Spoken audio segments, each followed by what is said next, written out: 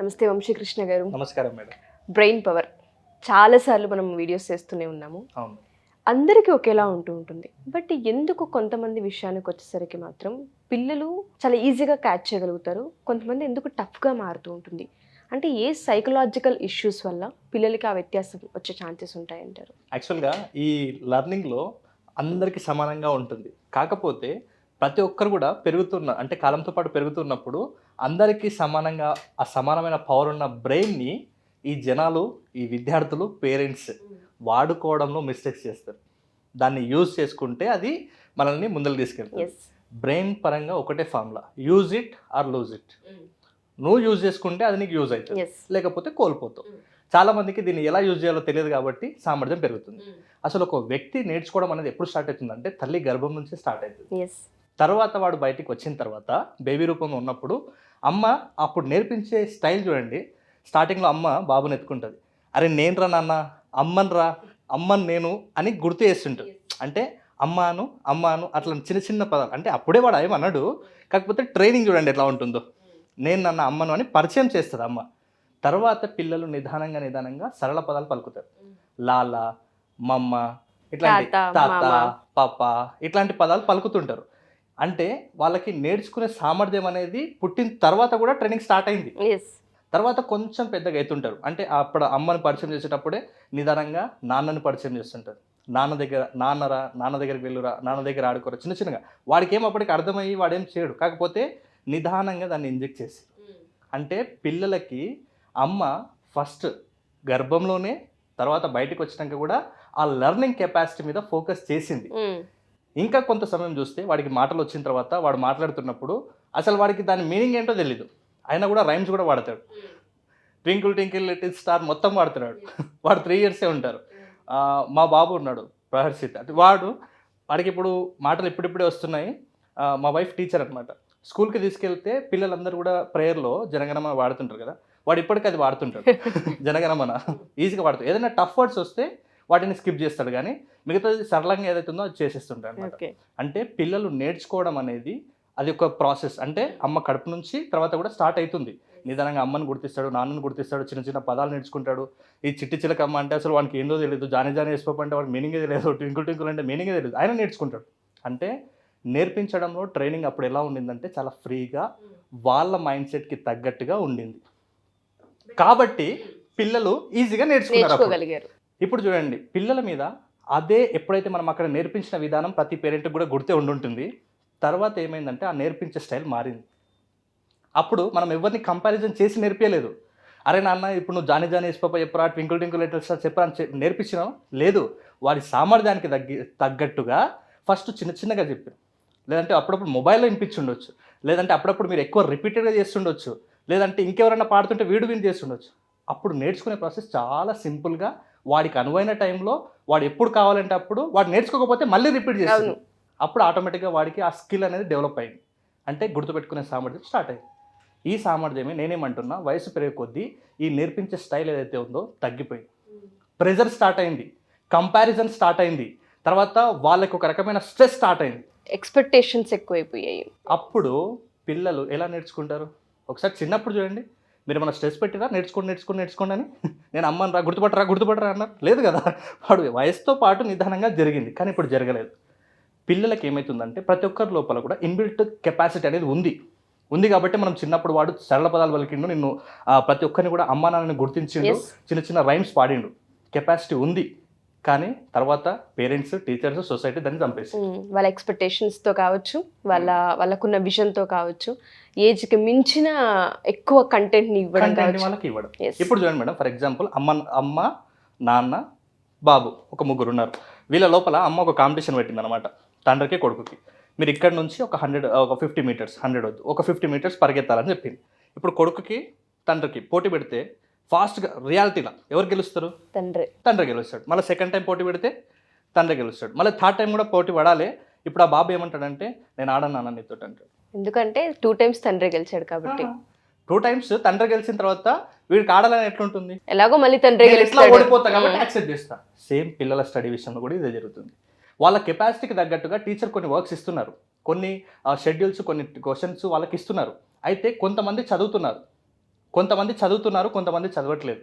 ఎందుకు చదవట్లేదు అంటే వాళ్ళ కెపాసిటీ కొంచెం అక్కడ ట్రబుల్ అవుతుంది వాళ్ళకి. టీచర్స్ కానీ పేరెంట్స్ కానీ ఏం చేస్తారంటే కంపేర్ చేస్తారు.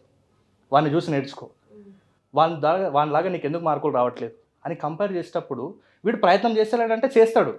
ఇప్పుడు ఫస్ట్ ఒక క్వార్టర్లీ ఎగ్జామ్స్ ఉంది, వీడు చదవడా అంటే వీడు కూడా చదువుతాడు, వాడు కూడా చదువుతాడు, వాడు కొంచెం ఎక్కువ చదువుతాడు.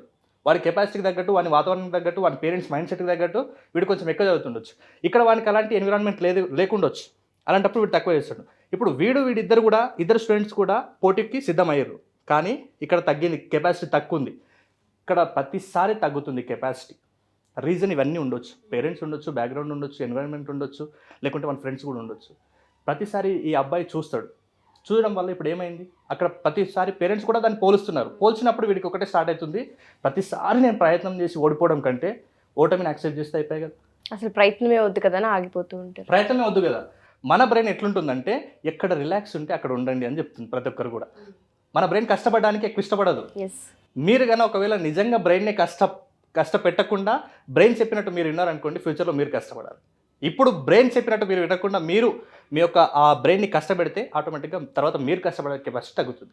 ఇప్పుడు పిల్లల లోపల ఈ సామర్థ్యం ఉంది, కానీ ప్రతిసారి వాళ్ళు డిసప్పాయింట్ అయినప్పుడు నేను ఇంకా ఈ సామర్థ్యంతో పోటీ పడలేను. బాబు ఏం చేసిండు, 2 సార్లు తండ్రి వెంబడి గెలుస్తానేమని ప్రయత్నం చేసిండు, కానీ 3వ సారి ఓడిపోయినప్పుడు ఇంకా నేను ఏం చేస్తా, యాక్సెప్ట్ చేస్తా. నేను గెలవలేనప్పుడు యాక్సెప్ట్ చేయడం ఈజీ కదా. కాబట్టి పిల్లలు కూడా స్టడీస్ విషయంలో వాళ్ళ సామర్థ్యం లేదు, యాక్సెప్ట్ చేస్తున్నారు ఈజీగా. దీన్నే పిల్లల యొక్క సైకాలజీలో లెర్న్డ్ హెల్ప్నెస్ స్టేజ్ అంటారు మేడం. ఓకే. ఇంకా వీళ్ళకి ఎవరు లేదు, ఇంకా నాకు వేరే ఆప్షన్ లేదు, కెపాసిటీ లేదు. ఇప్పుడు ఒక కారు, ఒక బైక్ ఉంది. ఇప్పుడు కార్తో పాటు ఒక స్టూడెంట్ ఈ కారు స్పీడ్గా రోడ్డు మీద దూసుకెళ్తుంది. ఇది 1000 cc కార్, ఇది బైక్ ఏమో 250 cc ఉంది. ఇప్పుడు ఈ సీసీ కార్ తోటి ఈ బైక్ పోటీ పడుతుందా? పడదు. దీని ఇంజన్ మార్చాలి, దాని బాడీ షేప్ మొత్తం మార్చాలి. ఇది పేరెంట్ బాధ్యత. మీరు కంపారిజన్ చేసేటప్పుడు అవి 2 వెహికల్సా, 2 సేమ్ వెహికల్స్ ఉన్నాయా, అప్పుడు పోటీ పెడితే వర్కౌట్ అవుతుంది. కానీ మీరు పోటీ చూసుకొని పెట్టండి. ఇక్కడనే పిల్లల సామర్థ్యం తగ్గిపోతుంది.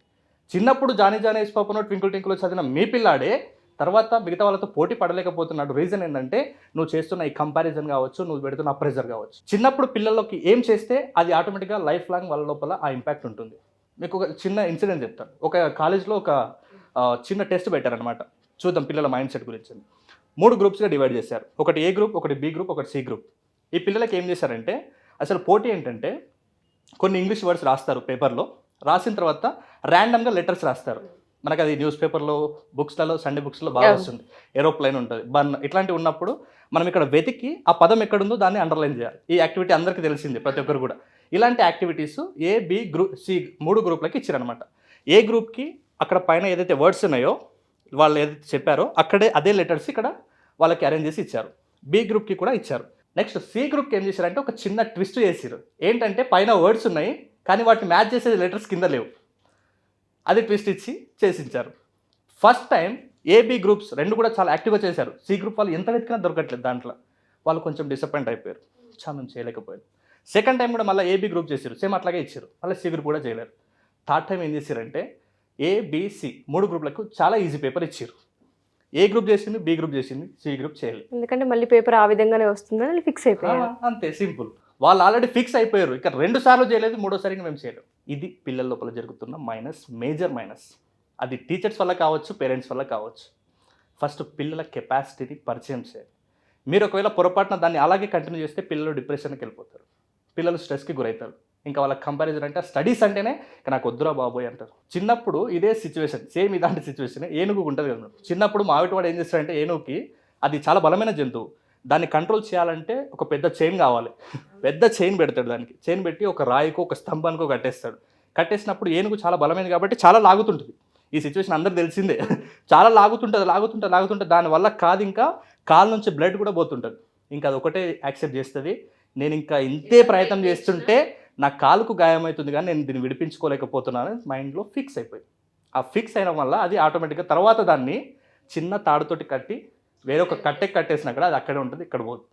సేమ్ పిల్లల లోపల కూడా అది జరిగింది. మీరు పిల్లల లోపల ఎలాంటి బీజం వేస్తున్నారు? మీరు అన్నట్టుగానే మనం ఏదైతే పిల్లలకి టఫ్ అని చెప్పి కాంపిటీషన్ని క్రియేట్ చేసేసి కంపారిజన్లోకి తీసుకెళ్ళిపోయి ప్రెజర్ ఇస్తూ ఉంటుంటామో చాలాసార్లు పిల్లలు హోప్లెస్, హెల్ప్లెస్ అయిపోతూ ఉంటుంటారు, ప్రయత్నాన్ని ఆపేసిస్తూ ఉంటారు. పేరెంట్స్ అయినా పిల్లలైనా దీన్ని ఓవర్కమ్ చేయాలంటే అసలు ఏ విధంగా అంటారు? ఫస్ట్ పేరెంట్స్ దీన్ని ఈ రూట్ని మార్చాలి. Yes madam. ఏదైతే వాళ్ళు ఫాలో అవుతూ ఉన్నారో ఫస్ట్ ఆ సిస్టమ్నే మార్చాలి ఎస్. పిల్లలకి. ఎలా అంటారు అసలు? ఫస్ట్ ఆ లర్నింగ్ ఎన్వైరన్మెంట్ ఏదైతే ఉందో అది చాలా హ్యాపీ వేలో ఉండాలి, ఫన్ వేలో ఉండాలి. పిల్లలకి అదొక టఫ్ సిచ్యువేషన్ అన్నట్టుగా కాకుండా అది ఈజీ సిచ్యువేషన్ అన్నట్టుగా క్రియేట్ చేయాలి. నెక్స్ట్, పిల్లల మీద టార్గెట్స్ పెట్టకూడదు. నువ్వు ఈసారి 10/10 తెచ్చుకో, ఈసారి నువ్వే క్లాస్ ఫస్ట్. వాళ్ళ ఎక్స్పెక్టేషన్. ఫస్ట్ పిల్లల కెపాసిటీ తెలుసుకోండి.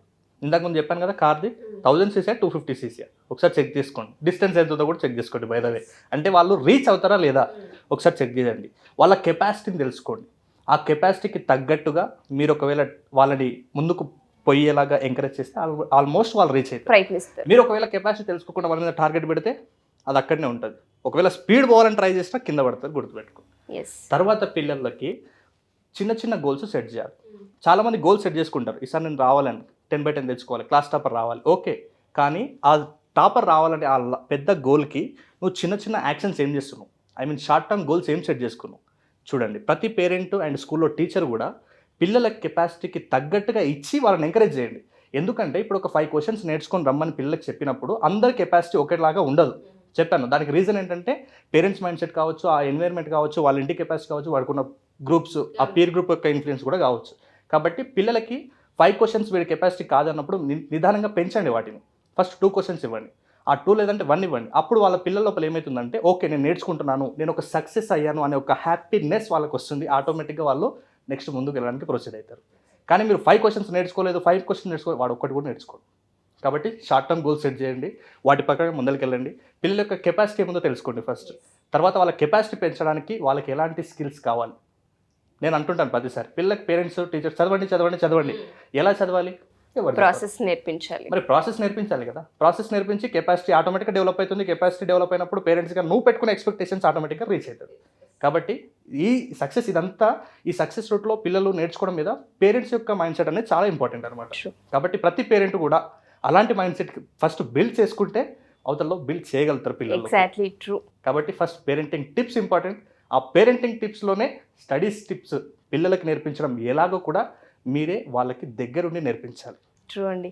సో ఎవరైనా సరే మా ఈ కనుక ఎపిసోడ్ కనుక చూస్తే ప్రతి పేరెంట్కి కూడా పిల్లల కెపాసిటీ ఏంటి, మనం ఎటువంటి ఎక్స్పెక్టేషన్స్ని పెట్టుకోవాలి, ఫస్ట్ వాళ్ళకి గోల్స్ ఎలా సెట్ చేయాలి, వాళ్ళని ఎలా నర్చర్ చేయాలన్న వాటిపైన, and good touch bad touch గురించి, అండ్ దాంతో పాటు అవేర్నెస్ని క్రియేట్ చేసేలాగంటే సోషల్ ప్లాట్ఫామ్లోకి మనం వచ్చేటప్పుడు లేదంటే జనాల్లోకి మనం వెళ్ళేటప్పుడు మనం ఏ విధంగా బిహేవ్ చేయాల్సిన అవసరం ఉంటుంది, వీటన్నింటికి సంబంధించి ఒక సెషన్ చాలా అందంగా డిజైన్ చేశారు వంశీ గారు. ఎస్పెషల్లీ బిహేవియర్ అండ్ దాంతోపాటు పిల్లల కెపాసిటీని ఏ విధంగా పెంచాలి అండ్ పేరెంటింగ్ టిప్స్ని ఏ విధంగా ఫాలో అవుతూ బెటర్ అన్న వాటిపైన ఒక క్లాస్ తీసుకోబోతున్నారు. అది కూడా ఆఫ్లైన్ హైదరాబాద్లో నిర్వహించబోతున్నారు.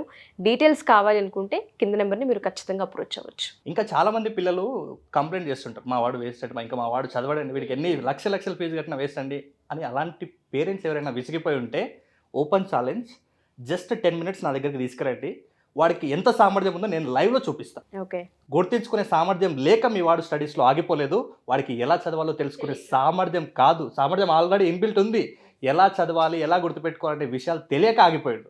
నేను దాన్ని 10 minutesలో ప్రూవ్ చేయిస్తాను. చాలా రకాల బిహేవియర్స్ తెలియకుండానే డెవలప్ అవుతుంటుంటాయి, హ్యాబిట్స్ ఫామ్ అవుతుంటుంటాయి. అది అబద్ధాలు కావచ్చు, లేదు అంటే కొన్నిసార్లు చూసి రాయడం, కాపీ కొట్టడం, ఇటువంటివి చాలా ఎక్కువైపోతుంటుంటాయి. పేరెంటింగ్ అనేది స్కిల్.